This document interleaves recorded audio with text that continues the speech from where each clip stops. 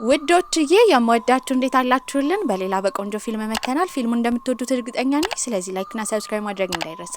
ይበልጥኛል ለማበረታታት የምትፈልጉ ብቻ ቪዲዮዎቻችንን በቪፒኤን ማየት ትችላላችሁ። ወደ ቪዲዮ ፊልማችን ሲጀምር መሪ ተዋናያችን እጅግ በጣም የተከበረ ቢሊዮነር ነበረ። ኮስታራ ከመሆኑ አንፃር ሴት ልጅ ዞር ብሎ የማያይና ሀብታም ብትሆን ቆንጆ ብትሆን በቤተሰቦቹ አማካኝነት ለሚስትነት ብትቀርብለት ዞር ብሎ የማያይ ወንድ ነበረ። ታዲያ ግን ታዋቂ ዘመድ አለው። እሱም ሬይ ይባል ነበረ። ሬይ በሙያው ዘፋኝ ሲሆን ከአንዲት ከታዋቂ አክተር ጋር ግንኙነት ጀምረዋል ተብሎ ጋዜጣዊ መግለጫ ወጥቶበት ነበረ። ይሄ ስም የቤተሰባቸውን ነገር የሚያጠፋ ስለሚሆን በእርግጠኝነት ያቺን መሪ ተዋናይ አግኝቶ በገንዘብ ደልሎም ቢሆን ከሬይ አጠገብ እንድትርቅ ለማድረግ ቴኔት አስበው ነበረ። ቀጥታም ወደ ቀረጻው ቦታ ይሄዳል። እሱም በቦታው በደረሰበት ጊዜ ጥቁር በጥቁር የለበሰች ቆንጅዬ ልጅ ነበር ያየው። በእርግጠኝነት መሪ ተዋናይ ትሆናለች ብሎ ነበር ያስበው። እሷንም ቀርቦ ከሬይ አጠገብ ራቂ ለማለት ተዘጋጅቷል። ልጅቷ ቬና ትባል ነበረ። እዛ የተገኘችው መሪ ተዋናይ ሆና ሳይሆን እሷ ግን ማርሻል አርት ላይ ድብድብ ላይ ጎበዝ ስለሆነች መሪ ተዋናያን በማስመሰል እንደዚህ አይነት አደጋ ያላቸው የትወና ቦታዎች ላይ እሷን መስላ ስለምትጫወት ነበር። ወዲያው ዝናብ ይዘንባል። በዚህ ዝናብ አማካኝነትም ቴኔት ቶሎ ብሎ ለመጠለል ወደዛ በሄደበት ጊዜ እንደ ድንገት የተጋጨው ከቬና ጋር ነበር። ልትወድቅ ስትል ይይዛታል። በማያውቀው ስሜት ሴት የሚንቃው ቴኔት አሁን እሷን ቀርቦ የመሳም ፍላጎት ያድርበታል። መብረቅ በሚጮህበት ጊዜ ግን መብረቅ ስለሚፈራ ወዲያው ወደ መሬት ነበር ይጣላት። የተፈጠረውን ነገር ለመርሳት እየሞከረች ነው። ታዲያ እሱም እየተዟዟረ ከተመለከታት በኋላ ከሬይ ጋር ግንኙነት እንዳላት ነበር የጠየቃት። ከዛ ባሻገርም ሬይን ማግኘት እንዳለባት ይነግራታል። ይህንን ስም የምታውቀው በድረገጽ ብቻ ነበረ። ሬይን በጣም ታደንቀዋለች። በዚህም እሱን ታገኘዋለች የሚል ሰውን እንዳለ ተከትላ የመሄድ ትልቅ ፍላጎት ስላላት ቴኔት እየጎተተ ሲወስዳት ተስማምታ ሄዳ ነበረ። ወደ ራሱ ቢሮ ሊወስዳት ሲል ግን ሊፍት መጠቀም ነበረባቸው። እሷ ዘው ብላ ሊፍት ውስጥ ትገባለች። ነገር ግን ጠባብ ቦታ ከሰዎች ጋር ተጨናንቆ መቆየት እንዲሁም ብቻውን መሆን ቴኔት ስለሚፈራ ይሄም የአእምሮ ህመም ክላስትሮፎቢያ የሚባል ስለሆነ ያ በሽታ አለብኝ ሊፍት ውስጥ አልገባም ከማለት ይልቅ ግን ልብሱ ጣሊያን ውስጥ የተሰራ ስለሆነ ለዚህ ሊፍት እንደማይበቃ በመናገር ለደረጃው መውጣት ጀመረ። እሷም እዛ ቢሮ ቁጭ ብላ ትጠብቀዋለች። በመቀጠልም ለቬና ሲነግራት የነበረው ከወንድሙ አጠገብ እንድትርቅ ነበረ። ልክ እንደ ወንድማማቾች ይዋደዳሉ። እሷ ግን ይሄንን ስትሰማ ሬይን በጣም ስለምታደንቀው እሱን ለማግኘት ፍላጎት ስላላትም ያቺ መሪ ተዋናይ እንደሆነች ለማስመሰል እየሞከረች ነበረ። ምን እንደምትችል ይጠይቃታል። መደባደብና መኪና መንዳት ላይ ጎበዝ እንደሆነች ትናገራለች። ታዲያ ግን ከቆይታዎች በኋላ ያሳወቀችው የተሳሳተ ሴት እንዳገኘና ትክክለኛ መሪ ተዋናይ ማግኘት ከፈለገ ወደ ቦታው እንዲሄዱ ድጋሚ ትጠይቋለች።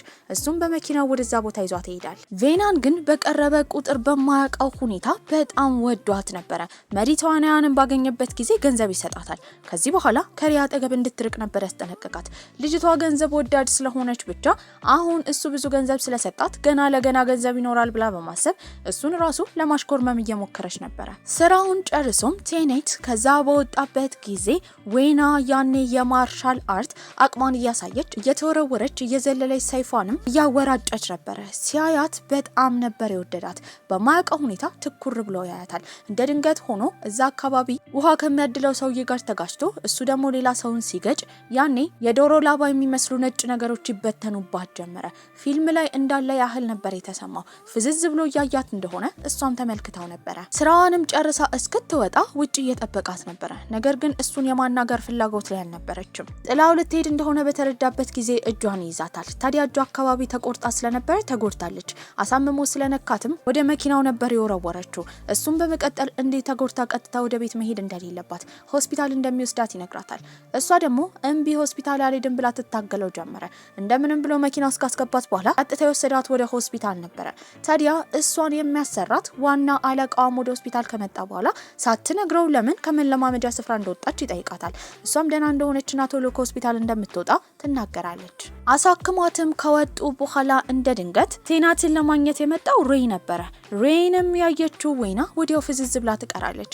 እሱም በስሟ ነበር ይጠራት። እንዳስታወሳት ስትረዳ ደስ ይላታል። እሱን መውደድ የጀመረችው ከዚህ ቀደም የፊልም ስራ ላይ ተገናኝተው ነበረ።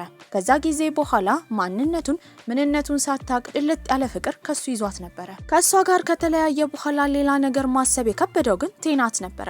የትም ቢሄድ የተከተለችው ያህል ነበር የሚሰማው። በዚህም እንደምንም ብሎ ድጋሚ እሷ ማግኘት እንዳለበት ያስባል። ታዲያ ሊያገኛትን በሄደበት ጊዜ እሷ የማርሻል አርት ሰልጣኝ የሆኑ ሰዎችን ለመመልመል ዳኛ ነበረች።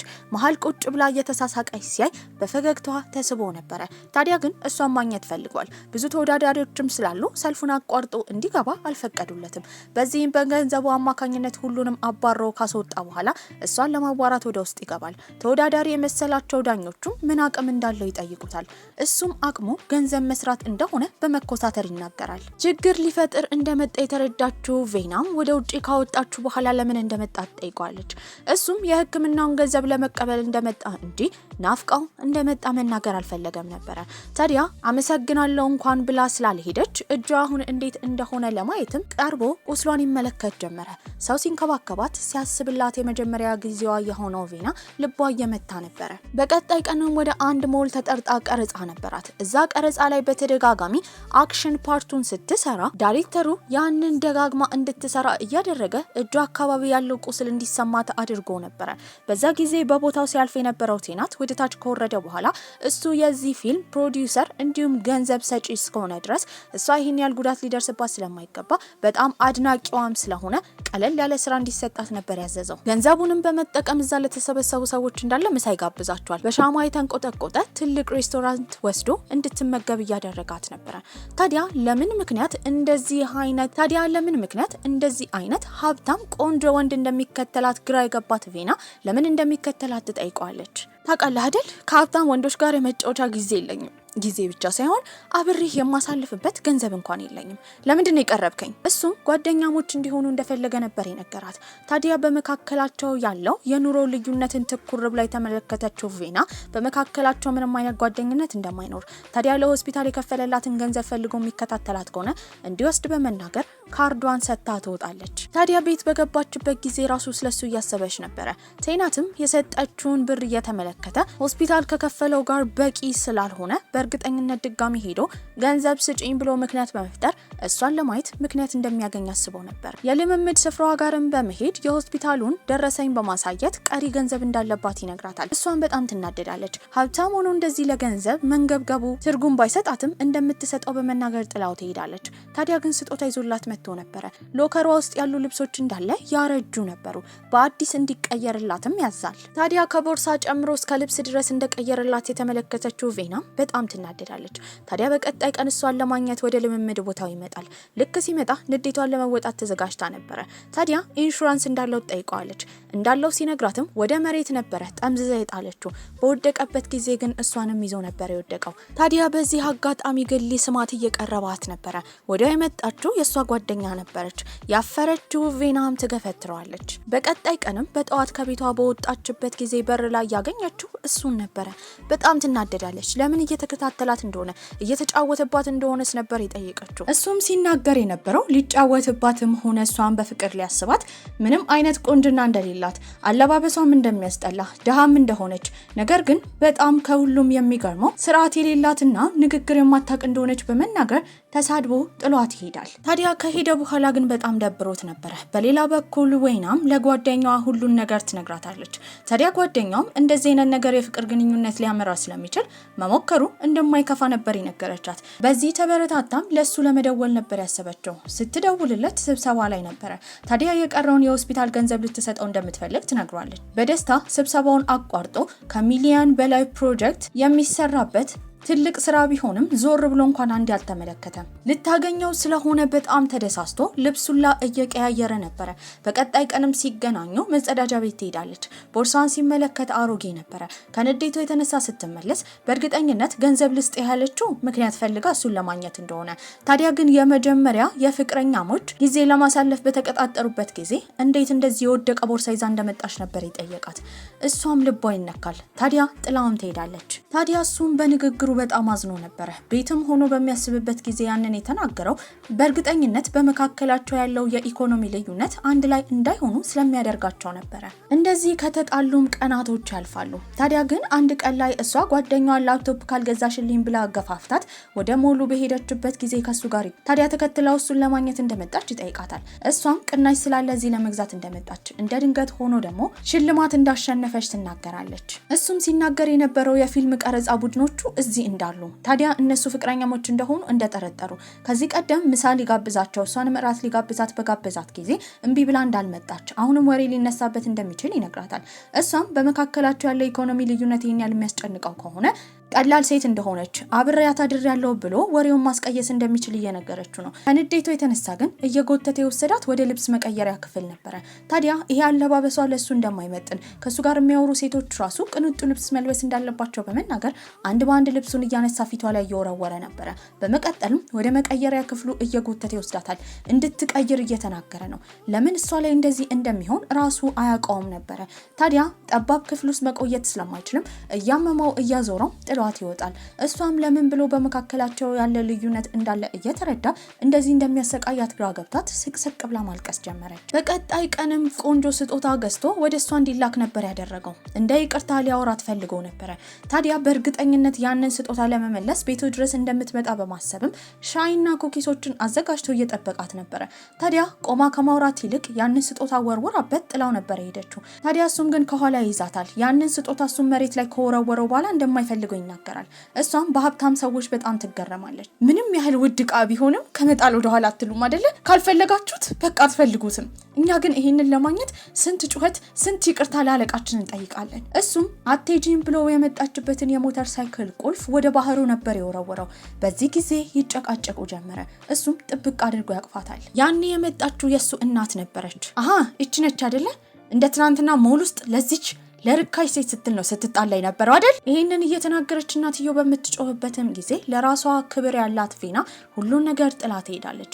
እሱም ትልቅ የጥፋተኝነት ስሜት ይሰማዋል። ሞል ውስጥም የተሸለመችውን ሽልማት እሱ እየሰማ ነበረ።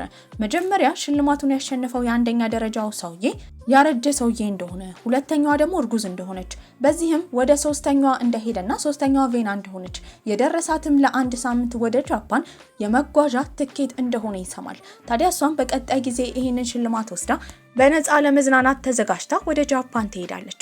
ታዲያ ውጪ በወጣችበት ጊዜ ግን የተገናኘችው ከሱ ጋር ነበረ። በአሁኑ አልተጣሉም፣ ጥሩ ጊዜ አሳልፈው ነበር። በባቡርም ወደሚያድሩበት ሆቴል እየተመለሱ በነበረበት ጊዜ እሱ እንቅልፍ ብሎ ትከሻ ላይ ይተኛል። ያኔ ግን እጁ ላይ ጠባሳ ያለበት የእሳት አደጋ ሰራተኛ የሚመስል ሰውዬ ታያለች። ቁርጥ አባቷን ይመስል ነበረ። በዚህም እየሮጠች ከባቡሩ ትወጣለች። ምን ሆናለች ብሎ እሱም ተከትሏት ነበረ።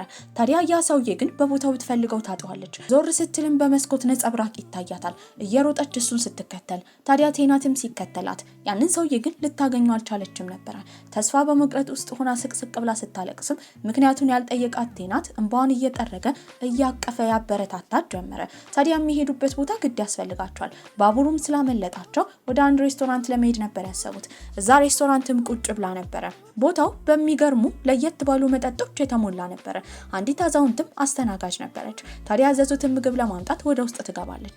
በዚህም ጊዜ ቬና አንድ ትንሽዬ ነጸብራቅ ያለው መስታወት የሚመስል ነገር ይዛ በምትመለከትበት ጊዜ ያየችው ቁርጥ አባቷን የሚመስል ሰው ነበረ።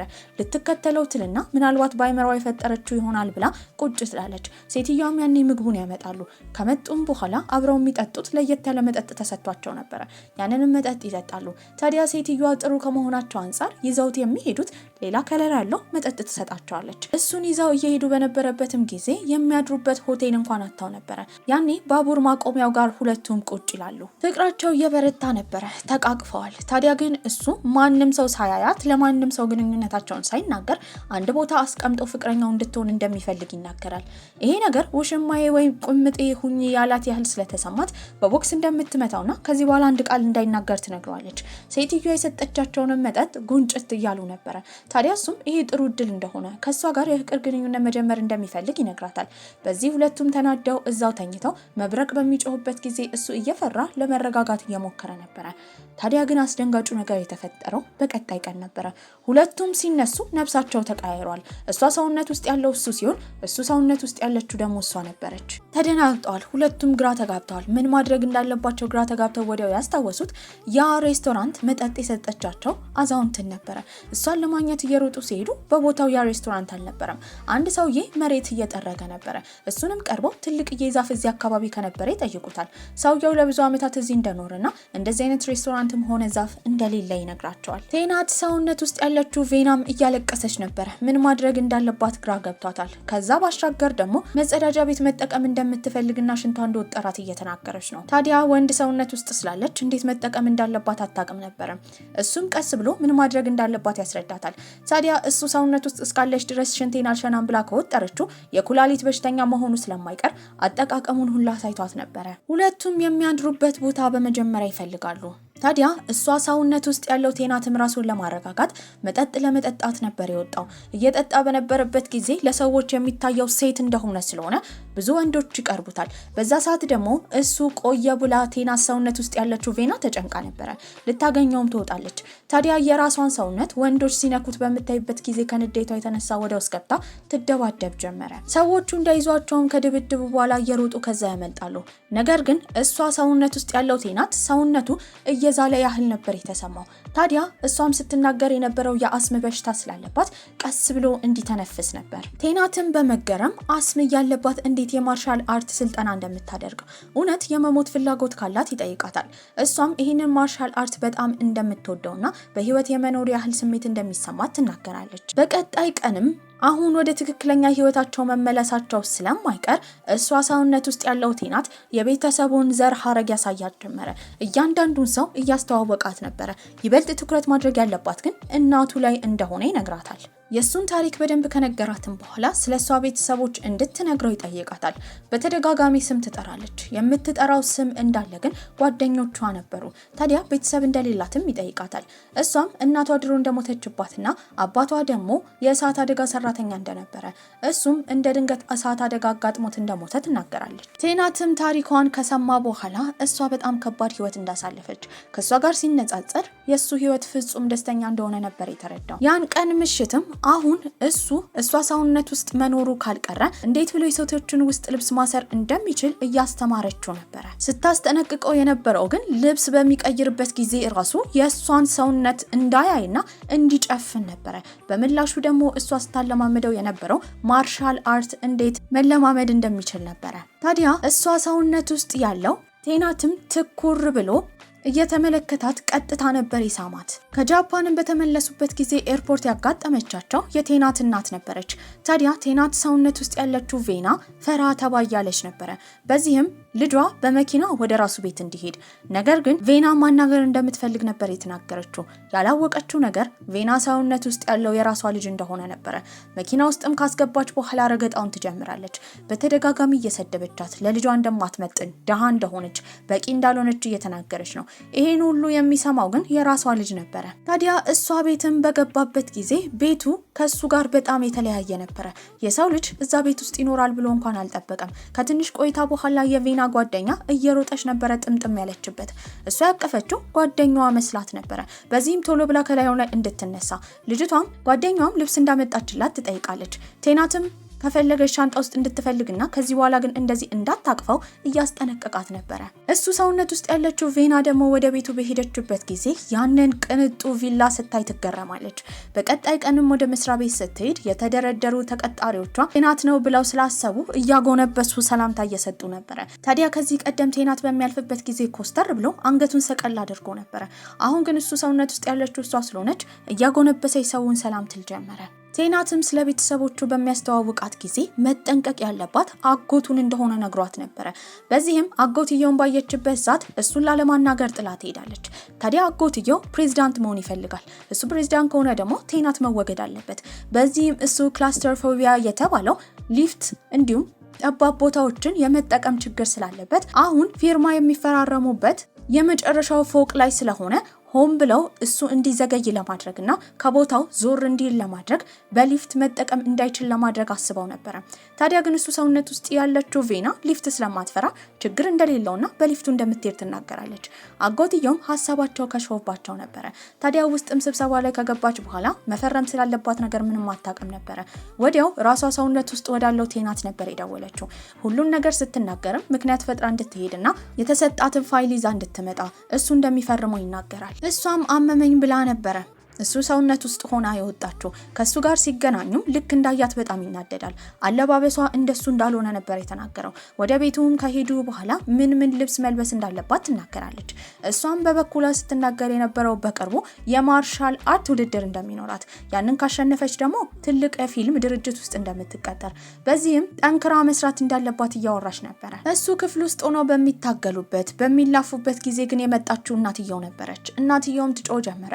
እፍረት የሌላ ሴት እንደሆነች፣ እንደ ትላንትና ከልጄ ራቂ እንዳለቻት፣ አሁን ግን እሱን ተከትላ ክፍሉ ድረስ እንደመጣች ባለጌ ሴት እንደሆነች እየተናገረች ነበረ። ታዲያ ግን ከዚህ ቀደም ይሄን ሁሉ ስድብ የሰማው እሷ ሰውነት ውስጥ ያለው ቴናት ነበረ።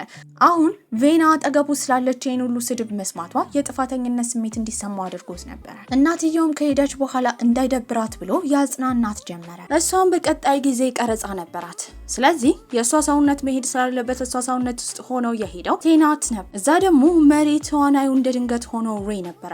ሬይ ደግሞ ከቀድሞ ፍቅረኛው ጋር ትወና ማድረግ ነበረበት። በዚህ የተነሳ ድሮ ሲጨቃጨቁ እንደነበረው አሁንም ይጨቃጨቃሉ። የተናደደው ሬይም ፊልሙን አልሰራም ብሎ ጥሎ ነበር የሄደው። ታዲያ ሁሉ ጊዜ ቀድሞ ፍቅረኛው እንደዚህ አይነት ባህሪ ስላላት እሷን ቆሞ ማውራት እንኳን አልፈልግም። ያኔ ዳይሬክተሩ ግራ ይጋባል። በዚህም የተነሳ ሴት መሪ ተዋናይ ወይም ወንድ መሪ ተዋናይ ድጋሚ ማግኘት እንዳለበት አስቦ ነበር። ያኔ የዚህ ፊልም ፕሮዲውሰር ቴናት ስለሆነ እሷ ሰውነት ውስጥ መሆኑን ረስቶ ዳይሬክተሩ ጋር ከሄደ በኋላ ሌላ ወንድ መሪ ተዋናይ እንደሚፈልጉ እንዳይጨናነቅ እየመከረው ነበር። ልጁ በተደጋጋሚ እሺ ይላል። ከትንሽ ቆይታ በኋላ ግን ዋና ገጸ ባህሪ ካልሆነች ሴት እንደዚህ ምክር መቀበሉ ግራ ጋብቶት ነበር። የቴናት እናትም ቀጥታ የሄደችው እሷ ቤት ነበር። ታዲያ አሁንም የማታውቀው ቬና ሰውነት ውስጥ ያለው የራሷ ልጅ እንደሆነ ነበር። ገንዘብን ካወጣች በኋላ ልጇን እንድትተው ማስጠንቀቂያ ትሰጣለች። ታዲያ እናቱ ይሄን ያህል መጥፎ እንደሆነች በተረዳበትም ጊዜ ገንዘቡን ከመለሰ በኋላ እንደማይፈልግ ነበር የተናገረው። ሬይ ከቀድሞ ፍቅረኛው ጋር ስለተጣላ በጣም ስለደበረው ቴናት ሰውነት ውስጥ ያለችው ቬና ደግሞ እሱን ስለምትወደው ቴናት እስከዛሬ ራሱ እንኳን ለመንዳት የሚሳሳለትን መኪና ለሬይ ነበር የሰጠችው።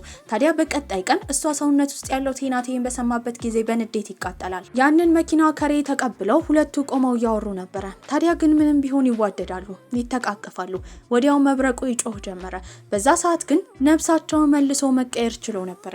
ይህንን ሲያዩ ሁለቱም ደስ ይላቸዋል። ደስታቸውንም በመሳሳም ይገልጻሉ። ወደ ራሷ ህይወት ወደ ራሷ ቤት ልትመለስ እንደሆነ ያወቀችው ቬና በጣም ደስ ብሏት በምትሄድበት ጊዜ ቤቷን ሙሉ ለሙሉ ተቀያይሮ ነበር።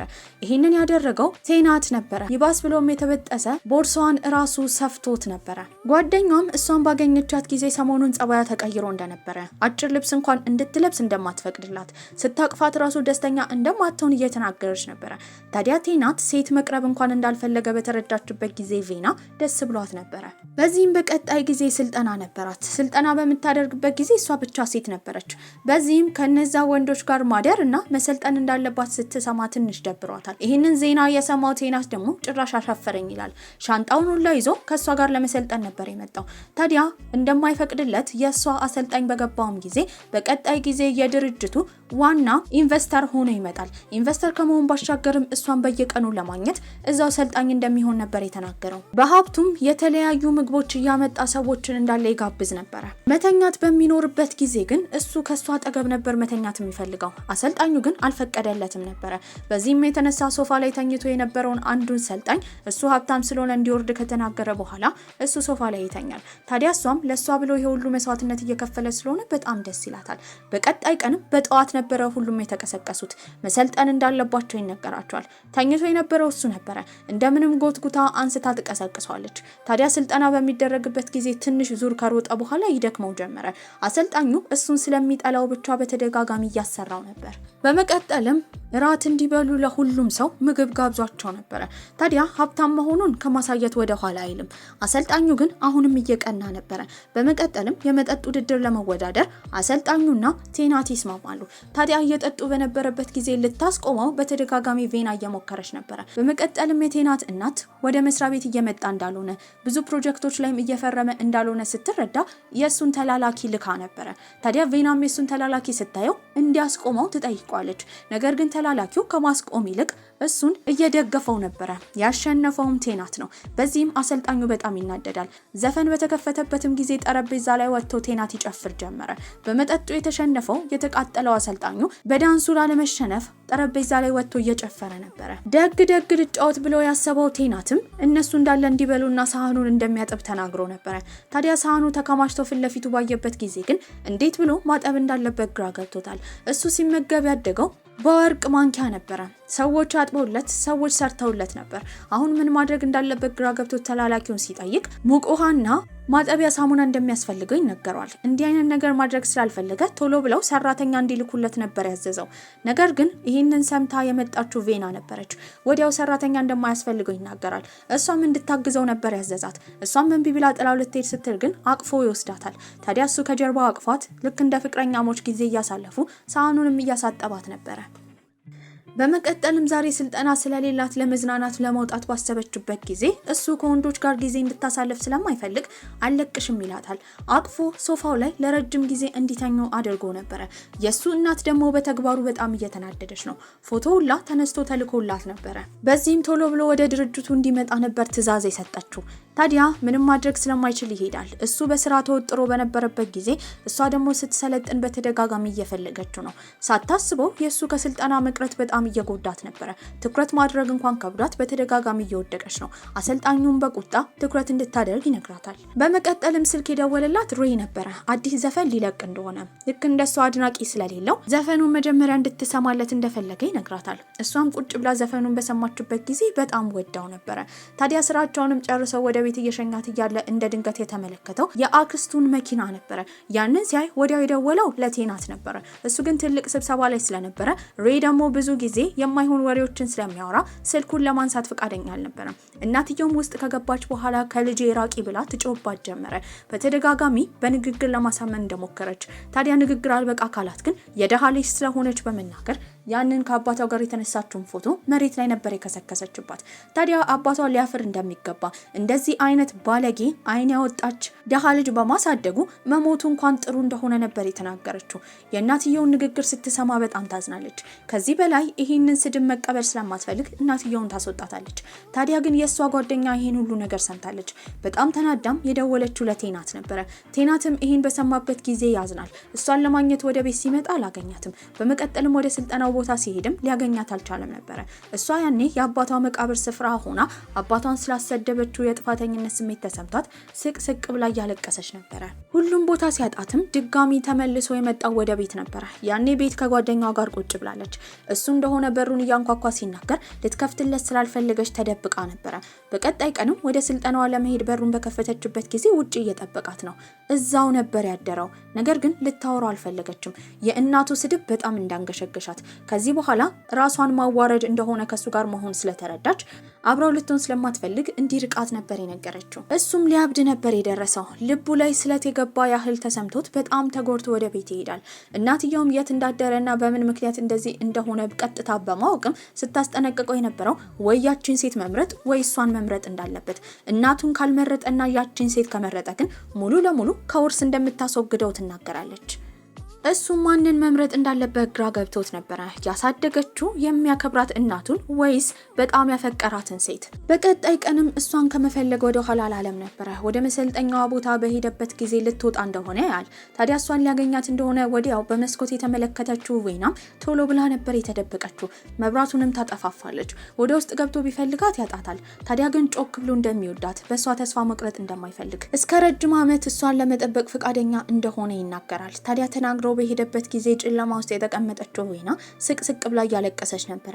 ከሄደም በኋላ ብረቱን ተደግፋ ተስፋ በመቁረጥ ምን ማድረግ እንዳለባት አላወቀችም። ያኔ የልብ ጓደኛዋ ትመጣለች። የሆነ ነገር ማድረግ እንዳለባት በማሰብም እሷን ከመገበቻትና መጠጥ ካጠጣቻት ካሰከረቻት በኋላ የጠራችው ቴናትን ነበር። ታዲያ ራሷን ከሳተችበት ትንሽ ከደነዘዘችበት ስትነቃ ፊት ለፊቷ ያየችው ቬና ቴናትን ነበር። እሱም ሲነግራት የነበረው ከሁሉም ነገር እሷን ለማስቀደም ዝግጁ እንደሆነ፣ ታዲያ ቤተሰቦቹ ቤት ዝግጅት እንደሚዘጋጅ እዛ ዝግጅት ላይ እንድትመጣ ነበር የጋበዛት። እንደምትመጣ ትናገራለች። ነገር ግን ቤቷ ከሄደች በኋላ እዛ ዝግጅት ላይ የመሄድ ፍላጎት ሙሉ ለሙሉ አታ ነበር። የዝግጅቱም ቀን ይደርሳል። እንድትመጣ በተደጋጋሚ መልእክት እንዲሁም የስልክ ደውል ስልኳ ላይ ያስቀመጠ ነበር። ነገር ግን እሷ መሄድ አልፈለገችም። ወዲያው ግን ያስታወሰችው ከሱ ጋር ያሳለፈችውን ጊዜ ነበር። በዚህ ሁኔታ ፊቷን ልታዞርበት ስላልፈለገች ወዲያው የደወለችው ለሬይ ነበር። በሌላ በኩል ቴናት ደግሞ ዝግጅቱ ላይ ለረጅም ሰዓት እየጠበቃት ነው። በእርግጥ በእርግጠኝነት ተስፋ እንደቆረጠችና እንደማትመጣ ነበር ያሰበው። ከትንሽ ቆይታ በኋላ ግን ቆንጆ ሆና ጥቁር ቀሚሷን አድርጋ የመጣችው ከሱ አጎት ልጅ ሬ ጋር ነበረ። ታዲያ እሱም ሲያያት ወዲያው ወደሷ ይራመዳል። በቦታው ብዙ ጋዜጠኞች ነበሩ። ታዲያ እንደሚወዳት ይነግራታል። ሁሉን ነገር ለሷ ለመተው ተዘጋጅቶ ነበረ። ጋዜጠኞቹ ፊትም ግጥም አድርጎ ነበር የሳማት። ከዛም ቦታ እየሮጠ ይዟት ይሄዳል። በቀጣይ ቀን መገናኛ ብዙሃኑን ያጨናነቀው ይሄ ዜና ነበረ። በዚህ ዜና የተነሳ እሷ የምትሰለጥንበት ቦታ ራሱ ተዘግቶባት ነበረ። እየሮጠችም ሄዳ እንዲያስከፍትላት ትጠይቋለች። እሱም እንደሚቆጣጠረውና እንዳታስብ ነበር ያሳወቃት። ያን ቀን ምሽትም እሱ ቤት ቁጭ ብላ እያወሩ ነበረ። ታዲያ እንዳትጨነቅ ሁሌ አብሯት እንደሚሆን እየነገራት ይተቃቀፋሉ። መብረቁም ይጮህ ጀመረ። አካባቢያቸውንም የሞላው ብልጭልጭ ነገር ነበረ። ሳያስተውሉትም አሁንም ነፍሳቸው ተቀያይሮ ነበረ። በጣም ይደነግጣሉ። ሁለቱንም አንድ ላይ እጅ ከፍንጅ የያዘቻቸው እናትየው ነበረች። አሁን ቬና ሰውነት ውስጥ ያለው የራሷ ልጅ እንደሆነ ሳታስተውል ቬናን በተደጋጋሚ ተሰድባታለች።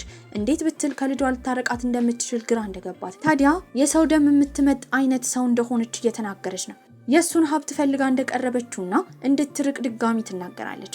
ሁሉም ነገር ስልችት ያለው ቬና ሰውነት ውስጥ ያለው ቴናትም እንድታቆም። ታዲያ ሁለቱን ለመለየት ከሞከረች ልጇ ራሱ ሊጎዳ እንደሚችል ከዚህ በኋላ መካከላቸው እንዳትገባ ቬና ሰውነት ውስጥ የሆነው ቴናት ይናገራል። ልጇ ቆሞ ሌላ ሴት ስትሰድባት ዝም ብሎ እንደተመለከተ የተረዳችው እናትየውን ተናዳ ጥላው ነበር የሄደችው። ታዲያ እሱ ሰውነት ውስጥ ያለችው ቬና ግራ ተጋብታለች። እሱ ችግር እንደሌለውና እንድትረጋጋ እያሳወቃት ነበረ። አሁን ሁለቱ ሰውነት ውስጥ እርስ በርስ ተቀያይረው ባሉበት ጊዜ ግድ ህይወት መላመድ ስላለባቸው አንዳቸው ያንዳቸውን ህይወት ለማለማመድ ልምምዳቸውን ብለው ይጀምራሉ። እንዲህ ያለ ጊዜያቶች እያለፉ ነበረ። ታዲያ ዛሬ ቬና ትልቅ ቃለ መጠይቅ ነበራት። እሷ ሰውነት ውስጥ ያለው ቴናት በቦታው ተገኝቶ እየጠበቃት ነበረ።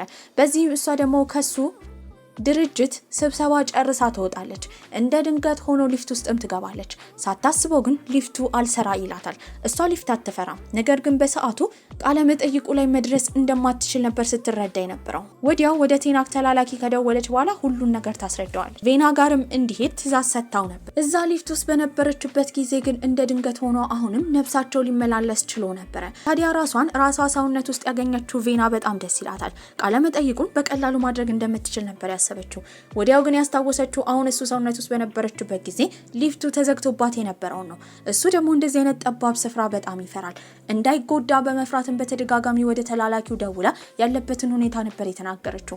ታዲያ ተላላኪውም ወደ ቦታው መድረስ ችሎ ነበረ። ታዲያ ግን እሷ ይጎዳል ብላ ስላሰበች እንደዛ ስትመኘው የነበረውን ወደ ውጪ የመሄድ እድል የምታገኝበትን ቃለ መጠይቅ ትታ እሱን ለማግኘት እየሮጠች ትሄዳለች። ያገኘችውም ሆስፒታል ውስጥ ነበረ። ታዲያ ከኮማው እንደነቃም ቃለ መጠይቁ እንዴት እንዳለፈላት ይጠይቃታል። እሷ ግን እንዳለፈና ሰዓቱ እንደሄደ ነበር የነገረችው። እጁ ላይ ያሉ ካቴተሮችን በመንቀል ተነስቶ ሊሄድ ሲል እንዲያቆምና ሰዓታት ስላለፉ አሁን ምንም ማስተካከል የሚችለው ነገር እንደሌለ ትነግረዋለች። ሁለቱም የሆስፒታሉ አልጋ ላይ ተቃቅፈው ጊዜ ያሳልፋሉ። ተሽሎትም ከሆስፒታል ከወጣ በኋላ ሬ ታዋቂ ሰው ስለሆነ ዌና ቃለመጠይቅ ሊያደርግላት የነበረውን ዳይሬክተር ተመልሶ እንዲያመጣለት ነበር የጠየቀው። ታዲያ ከብዙ ጉትጎታም በኋላ ዳይሬክተሩ ለሷ ቃለመጠይቅ ለማድረግ እንዲሁም የማርሻል አርቷን ለማየት ወደ ቦታው መምጣት ችሎ ነበር። ይህንን እንዳስተካከለላት ያየችው ዌና በጣም ደስ ይላታል። ታዲያ አቅሟን ካየ በኋላ ዳይሬክተሩ ወዲያው ተቀብሏት ነበር። እስከዛሬ የምትመኘው ምኞት እንደተሳካላት የተመለከተው ቴናትም ከሁሉም ጋር አንድ ላይ ሻምፓኝ እየጠጡ ጊዜ ያሳልፉ ጀመረ። ታዲያ ግን እሷ አሁን ከአባቷ ጋር ልታስተዋውቀው ተዘጋጅታ ነበር። እሱንም ይዛ ወደ አባቷ መቃብር ስፍራ በምትሄድበት ጊዜ እዛ ያገኘችው የቴናትን እናት ነበር። ግራ በመጋባትም ሴትዮዋ እዚህ ምን እንደምትሰራ ነበር የጠየቀቻት። ታዲያ ሁለቱን የማለያያ ትክክለኛ ምክንያቷን ትናገራለች። በዚህም የሷ አባት በእሳት አደጋ በሚሞትበት ጊዜ ለማዳን ተመልሶ ወደ እሳት አደጋው የገባው ቴናትን እንደሆነ። ታዲያ ቴናትን ካዳነውና ካወጣው በኋላ አባትየው እዛው እንደሞተ ነበር የሰማችው። ይህንን ዜና ስትሰማ ድንግጥ ትላለች። ቴናትም ለምን እንደማያስታውሰው ነበር የተናገረው። በዚህም ያን አደጋው ከደረሰበት በኋላ የመርሳት በሽታ እንደያዘውና ህይወቱን የገነባው ከአዲስ እንደሆነ ነበር እናትየው የተናገረችው። ታዲያ እሷንም ለማረጋጋት ሊያቅፋት ወደ ቬና በዞረበት ጊዜ እንዲርቃት ትናገራለች። እሱን ባየችው ቁጥር አባቷን ማስታወሳ ስለማይቀር በመካከላቸው የሚኖረው ግንኙነት ከዚህ በኋላ እንደማይቀጥልና እንዲርቃት ነበር ያስጠነቀቀችው። ወደ ቤትም ሄዳ ስቅስቅ ብላ ታለቅስ ጀመረ። አባቷን ይቅርታ ጠይቋለች። ከሱ ገዳይ ጋር በመተባበሯ አባቷን የገደለችው ያህል እንደተሰማት እየተናገረች ነው። ታዲያ እጣፋንታ ምን ያህል እየተጫወተችባት እንደሆነ በማሰብ የአባቷን ፎቶ ይዛ ስቅስቅ ብላ ታለቅሳለች። እሷም ከዛ ጊዜ በኋላ ተስፋ ቆርጣ ስለነሱ እርግፍ አርጋ ትታ ስልጠናዋ ላይ ብቻ ለማተኮር ነበር ያሰበችው። ነገር ግን በሄደችበት ቦታ ሁላ ቴናት ይከተላት ነበር። ታዲያ እሱ ሳይኖር ራሱ እንዳለ ሁላ በመናቧ ትስል ነበር። እሷም አንድ ቀን ላይ ቀረጻ ላይ በነበረችበት ጊዜ አንድ ሞተር ሳይክል የያዘ ሰውዬ ወደሷ ይመጣል። እንደምንም ብላ ሸውዳው በሞተሯ ለማለፍ በምትሞክርበት ጊዜ ግን ተከስክሳ ትወድቃለች። ያኔ ጓደኞቿ እየሮጡ በቦታው በደረሱበት ጊዜ ራሷን ስታ ነበር። ወደ ሆስፒታልም ትገባለች። ይሄንን ዜና የሰማው ቴናትም እንደ እብድ እየሆነ ይመጣል። ሰርጀሪ ክፍል ካልገባውና ካላየዋት ብሎ ያስቸግር ጀመረ። አሰልጣኙና ጓደኛውም አስቆመው እንዲረጋጋ እየነገሩት ነበር። በመቀጠልም ዶክተሯ ትወጣለች። ታዲያ ሁለቱም መረጋጋት እንዳለባቸው ቬና ደግሞ መቼ እንደምትነቃ እንደማይታወቅና ኮማ ውስጥ እንደገባች ነበር የተነገራቸው። ይህንን ዜና የሰማው ቴናት እንደ እብድ ይሆን ጀመረ። አሰልጣኙ እሷን ሊጠብቃት እንደሚገባ በሱ ግዴለሽነት አደጋ ውስጥ እንደገባች እየተናገረው ነው። እሷ ኮማ ከገባችበት ጊዜ ጀምሮ ግን ካጠገቧ ሳይርቅ ሲንከባከባት ነበረ። የዌና አሰልጣኝም የጥፋተኝነት ስሜት ተሰምቶት ነበረ። አባትየው ከመሞቱ በፊት ልጁን እንዲጠብቅለት አስጠንቅቆት ነው። እሷ ሳትነቃ ኮማ ውስጥ ሆና ለረጅም ጊዜ መመልከት ስልችት ብሎት ነበረ። ልክ ሊፍት ውስጥ ሲሆን እንደሚታፈነው ያህል እየታፈነ እንደሆነ እየተናገረ ነው። ታዲያ ሬይሜን በተመለከተበት ጊዜ እሱ ሄዶ ሻወር እንዲወስድ እሷን እዚህ እንደሚንከባከባት ይነግሯል። ታዲያ ቴናትም ራሱን ለማረጋጋት ወደ ቤት ሄዶ ልብሱን ቀይሮ ሻወር ይወስዳል። ቤትም ሻወር ከወሰደ በኋላ ሲያስታውስ የነበረው ሁለቱ የነበራቸውን ጊዜ ነበረ። በመቀጠል ጭንቅላት ውስጥ የመጣው ሁሌ ነብሳቸው የሚቀያየረውን ጊዜ ነበረ።